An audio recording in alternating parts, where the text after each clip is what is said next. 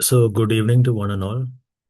I am Dr. Mehul, and today we are going to be speaking something about the face injury guidelines, and specifically we are going to be talking on something that was published recently in the Journal of Trauma and Acute Care Surgery. This was an article that was basically looking at transfers that they got for isolated facial trauma, and they were basically a level one trauma center, and they did a 5 year review of the cases that they got transferred in, and three independent experts reviewed if the transfers were appropriate or not. So basically, how they classified the transfers of these patients were into appropriate transfers and potentially unnecessary transfers. So appropriate transfers were basically considered to be any transfer which needed immediate intervention, that is surgery or admission for further observation and close monitoring. So if the patient didn't need either of these things, then they were potentially unnecessary transfers.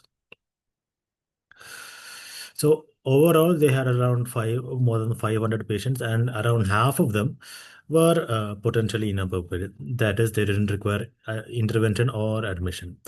So this is something that we have to know, because a lot of the time we have patients with isolated facial injuries, and we are not exactly sure if we can actually send them away for OPD based management, or whether we need to actually send them to another hospital which actually has a facial surgeon available at the time. So unnecessary transfers, obviously it leads to unnecessary cost and unnecessary stress for the patients and the bystanders, of course. So reducing unnecessary transfers will obviously lead to a better trauma system, and also it will give us a better idea as emergency physicians to identify which of these injuries require immediate intervention and which can probably be managed on an OPD basis. So this is the basic algorithm that is given in the article, and this is a very confusing algorithm if you go into it without any idea of what was actually written in the article. So we will come back to this algorithm once we actually have a good review of what was actually said in the guidelines. So we will start with facial bone fracture. So basically, the broad classification is into upper facial bone injuries, mid facial bone injuries, and lower facial bone injuries. Now, coming to upper facial bone injuries, basically we have frontal sinus fracture. We can see an image of a frontal sinus fracture here. And basically, all of these are going to need admission. Why? Because there is a higher risk of CSF leak in these patients. So all of them are going to need at least observation, if not operation. So they're all going to get admitted. So these are not patients that you are going to be sending home. So middle bone fracture. So basically, this lecture was inspired from based on a podcast that was on MGRIT, which basically discussed this particular paper. So one thing that they said was when you're looking for middle facial bone fractures, look for a pacification of the maxillary sinus. If there is no a pacification of the maxillary sinus, the only nasal bone fracture that you are likely to miss is the only facial bone fracture that you're likely to miss is a nasal bone fracture, and this is called the clear sinus sign. But unfortunately, the sensitivity and specificity of this is not as great as you might think based on the available evidence that I could find on this. But again, this is something that some people like to use. One dictum that some people like to use. So, first, mid-facial bone fracture that we like to discuss is orbital fractures, and we can see a orbital blowout fracture here. That is marked in the image. So when do you actually need to intervene in this kind of fracture? Basically, orbit is equal to eyeball, and whenever you have any kind of acute eye symptoms like decreased vision loss, acute diplopia, restricted ocular movement, or any features of retrobulbar hemorrhage, or if it is a comminuted orbital fracture, all of these things are situation where these fractures will need immediate intervention. Coming on to other facial bone fractures, you can have isolated fractures of the zygomatic bone, seen in the left-sided image here. Nasal bone in the middle image, you can see a bilateral nasal bone fracture, and in the far right-sided image, you can see a fracture of the right-sided maxillary sinus. So none of these fractures in isolation need acute transfer. There is nothing that you're going to do on an acute basis for any of these fractures other than pain control. Only thing that you have to be wary about is that when you have nasal bone fractures, it can lead to septal hematoma formation, and that will need acute drainage. So be careful. Do not miss those septal hematomas. Do a good exam in these kind of patients before you send them. Now coming on to the tripod fractures, also called the zygomatic maxillary complex fractures. So these are basically a combination of fracture of the zygomatic arch and the lateral and the inferior or orbital rim. That is why it's called the tripod fracture. So it is actually very common, second most common facial bone fracture after the nasal bone fracture. So it constitutes around 40% of mid-face fractures. So when do you actually have to admit these patients? So if again, it's all about the eye again, decreased visual acuity, decreased ocular mobility, or diplopia. These are things which would mandate immediate transfer of this patient if you're not in a tertiary care hospital. Now, next is naso-orbital ethmoid fracture. So earlier we were tripod fractures were more lateral. These are more medial types of fractures. So these patients are always going to get transferred because these generally denote a dangerous mechanism of injury. So these are always going to get transferred. Now coming to the most confusing types of fracture in this talk, which are the Lee-Ford fractures. So Lee-Ford fractures are mid-facial fractures, number one. Second thing is that it involves separation of the portion of the mid-face from the skull base. So basically part of the mid-face becomes separated from the skull. And in order for this to happen, you need to have fracture of the pterygoid plates of the sphenoid bone. If the pterygoid plates are not fractured, that by definition is not a Lee-Ford fracture. So you need to have fracture of the pterygoid plates of the sphenoid bone for it to be considered a Lee-Ford fracture. Now, there are three types of Lee-Ford fractures: Lee-Ford 1, 2, and 3. Sometimes there's a Lee-Ford type 4 fracture as well, in which there's an associated frontal sinus fracture as well. But we're not going to talk much about that here. So basically, Lee-Ford fractures are 1, 2, and 3. And generally, they're unilateral and can be, you can have any combination of a bilateral Lee-Ford fracture. Like you can have Lee-Ford 1 on right side and Lee-Ford 3 on the left side, etc. So you can have any kind of combination of these fractures. So Lee-Ford 1 is basically horizontal maxillary fracture separating the upper teeth from the upper part of the face. So you can see the upper teeth from the upper part of face is being separated, and this leads to something called a floating palate. So fracture line is basically involving the alveolar ridge, lateral part of the nose, and the inferior part of the maxillary sinuses.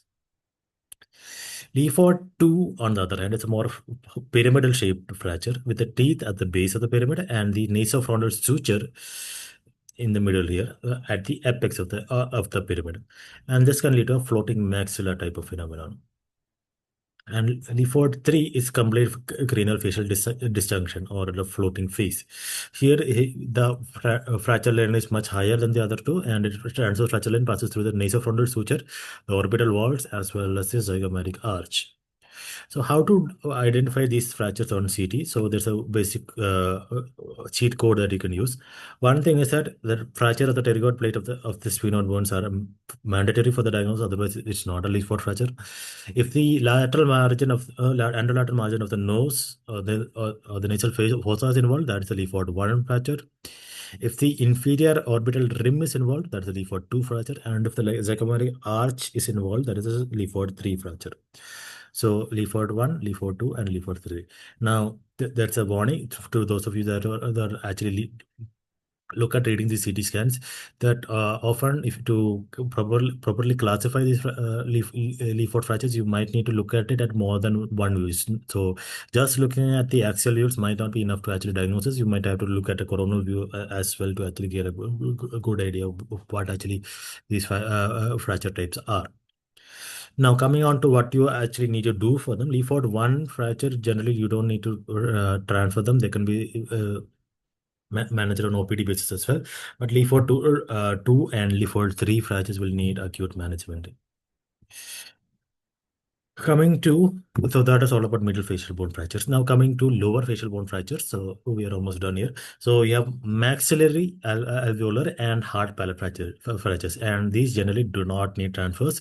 There is a risk of some malocclusion as well. So whether you want to acutely refer them to a facial surgeon or not will depend on how quickly they can be seen on an OPD basis. So if you're not going to be able to ensure that the patient is going to be seen in an OPD basis soon, then perhaps this patient would still mandate a referral. Coming to mandible fractures, do all mandible fractures need to be transferred? No.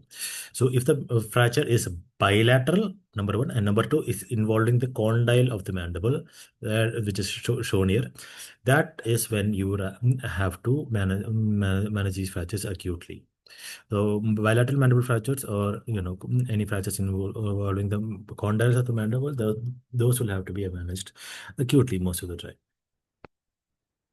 So lastly, we are coming to soft tissue injuries of the face. So if there is a soft tissue injury and there is a defect which is more than 2 centimeters in size, if there is neurological signs and symptoms, or there is eyelid laceration or globe laceration. And these neuro symptoms basically can include loss of sensation or paresthesia of the face or facial muscle weakness. So any of these signs, then the patient will need acute transfer. More than 2 centimeters without tissue defect, neurological signs or eyelid laceration or globe laceration, all of these are going to get transferred. So all of these things which we have discussed so far have been combined into the guideline here. So if you're dealing with isolated facial injury, again, we have to remember that this is isolated facial injuries, and we're not talking about injuries associated with other intracranial bleeds and all those are a different issue altogether. So soft tissue injuries, as mentioned, tissue deficit more than 2 centimeter neurological signs, or lid or globe laceration, those are going to get transferred. Upper facial bone injuries, frontal side fractures, all of them are going to get transferred. Middle facial bone injuries, they are most complex of these. Leaford fractures, Leaford 1, no transfer. Leaford 2 and 3 will get transferred. Nasal orbital ethmoid fractures will get transferred. Psychomatical facial fractures, the tripod fractures, if there are alarm symptoms, basically any kind of problem with the eye, visual acuity loss, EOM restriction, or diplopia, these are going to get transferred.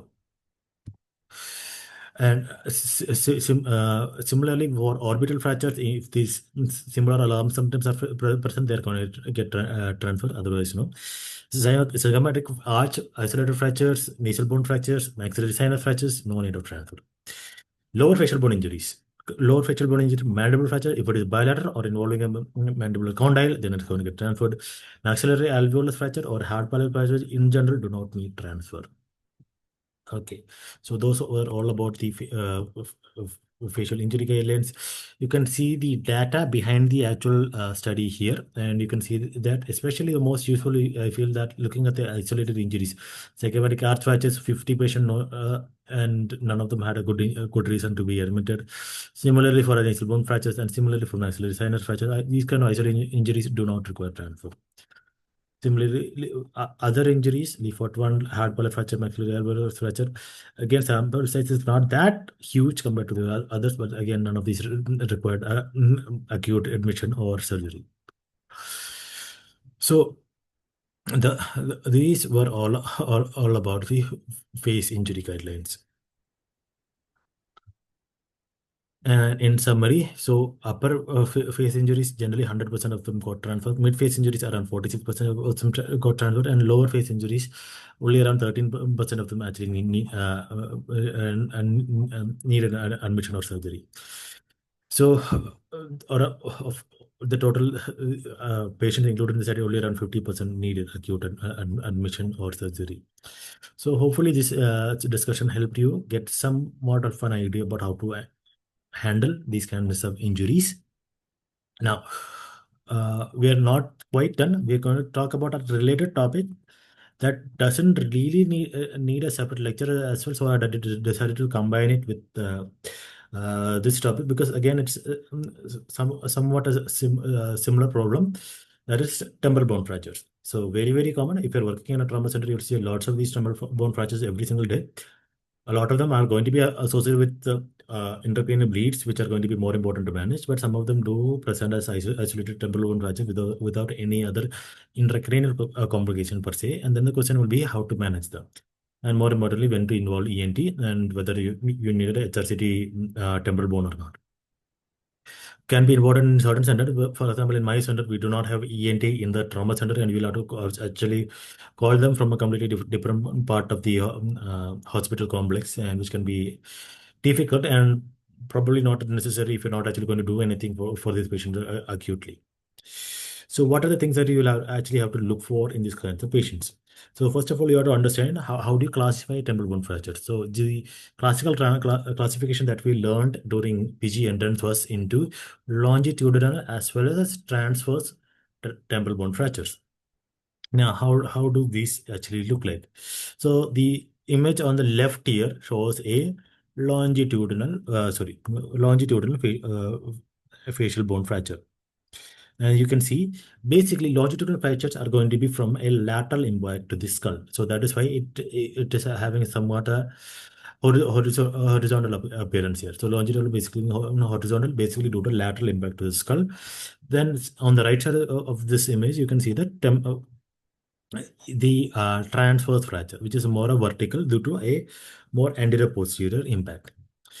So this is the classical classification, and unfortunately, this classification does not have much relevance clinically. So when you're trying to manage this patient, knowing that it is a longitudinal or a transverse temporal bone fracture does not really give you much idea about what to do about them clinically. So what actually is important to look for these patients is two things. One is whether the aortic capsule has been involved in the fracture line. Second thing is whether the fracture has led to a disruption of the middle ear ossicles.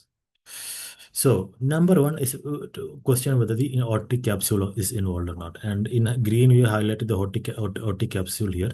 Basically, it is the bony covering around the inner ear including trochlea, the cochlea, the semicircular canals, as well as the vestibule in between. So this is not hard to actually recognize on the CT. When you're looking at the temporal bone in this particular cut, it is the whitest thing that you will see. It is one of the hardest parts of the skull, and it is the whitest part on the skull CT scan that you'll see. So if this thing is involved, then the inner ear is can be injured, and that can lead to sensory neural hearing loss. Can also lead to other things like facial nerve palsies, and can also lead to CSF leaks. Second thing that is important to look for is the middle ear ossicles. Normally, the middle ear ossicles has a ice cream cone appearance. So you can see the ingus here, and on top of that, the malleus is there in an ice cream cone appearance. So this is normal. Now, in case of a temporal bone fracture, sometimes you can have disruption of your middle ear ossicles. Here you can see a bilateral temporal bone fracture actually. It has gone straight through both sides on once, and it is a longitudinal fracture going through both sides on the uh, left side of the screen, and that is actually the right side of the patient. You can see the ossicles are disrupted, and the normal ice cream cone appearance is gone, and it's actually an empty ice cream cone that you're seeing here. Whereas on the other side, you can see the normal ice cream cone appearance as well. So you can see here that there is ossicle disruption on the the right side of the patient, that is. And why is this important? This can lead to conductive hearing loss, and this kind of conductive hearing loss is actually repairable via surgery. That is how this is actually important. And if you are seeing either involvement of your middle ear ossicles, or if the fracture line is going through the aortic capsule, that is when you actually need to start involving your ENT colleagues. So these are And clinically, these are the things that you have to look for in patients with temporal bone fractures. Look for any facial palsy, look for any hearing loss, and look for any CSF leaves. And generally, I feel most of the doctors and with facial bone injuries, they are good at looking at. You remember to look at the eyeball, look for eye movements, look for vision and all. But generally, a lot of people tend to forget about the hearing. So don't forget about testing hearing in these kinds of patients. That is why I decided to combine the temporal bone fractures as well, along with this lecture on the face injury guidelines. So that was all for this particular lecture, and I hope this was useful.